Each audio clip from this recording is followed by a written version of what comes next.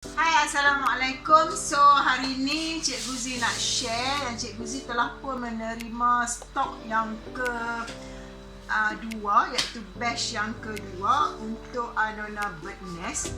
Kalau batch pertama dulu Cikgu Zee hanya order 50 kotak dan ada lagi kawan-kawan Cikgu Zee yang tak sempat nak rasa pun Annona bird nest. So kali ni Cikgu Zee top up 60 kotak. Jadi siapa yang belum lagi rasa, boleh kontak Cikgu Zee untuk COD area C dan juga Bali. Okay? Dan untuk mengetahui manfaat Annona bird nest ini, boleh lihat dalam album info tentang bird nest yang Cikgu Zee kongsi di Facebook. Okay, so jangan lupa dapatkan bird nest. Bye.